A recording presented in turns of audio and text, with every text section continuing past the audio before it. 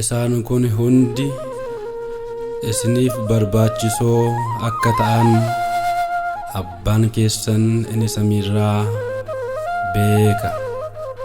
Wangeela Maatiyos boqonnaa 6 lakkoofsa 32.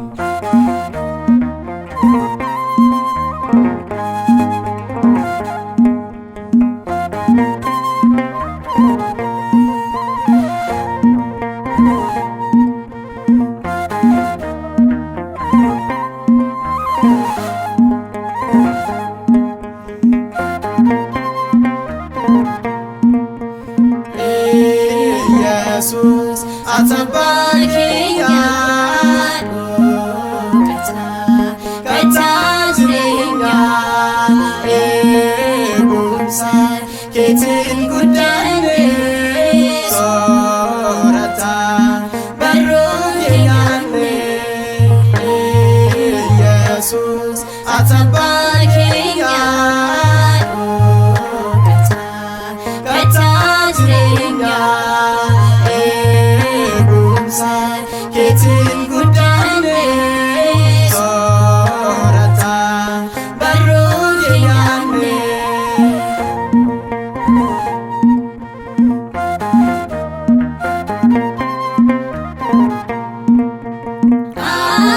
Amala keenya dandeessee jaalalaan situ nu gaggeessee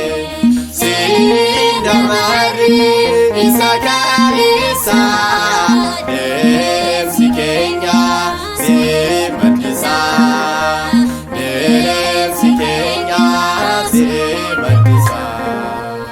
Iyyeesus Abbaa keenyaa kata jireenyaa eegumsa keetiin guddanne soorata barruu keenyaanne.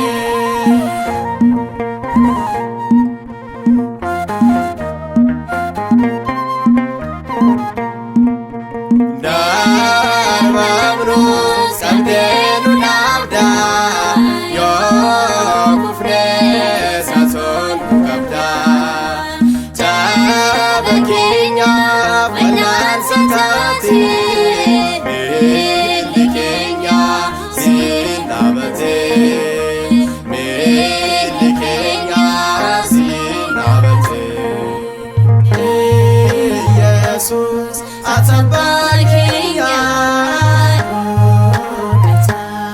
kata jireenyaa eegumsa keetiin guddanne soorata barruu keenyaanne.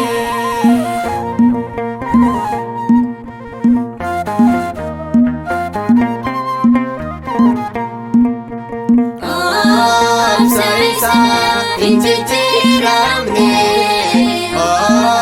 ogummaa sirraa baranne waa'ee kee yoo dhugaa baanu Oromoo kee nuti shakkinu Oromoo kee nuti shakkinu.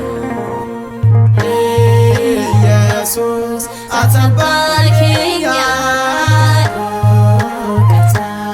kata jireenyaa eegumsa keetiin guddanne soorata barruu keenyaanne.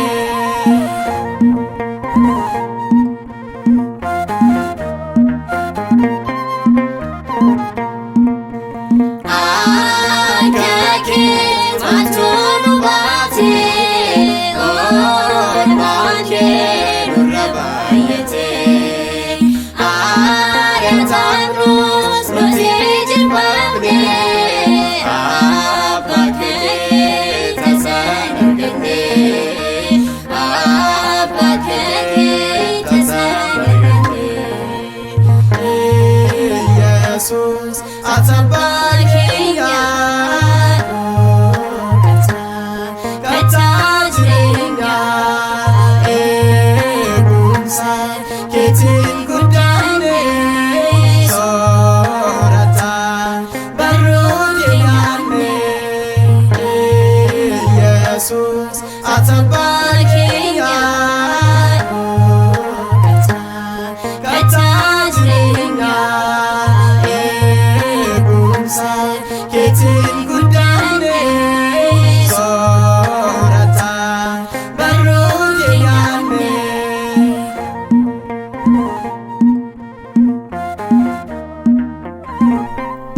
kaasee kan nu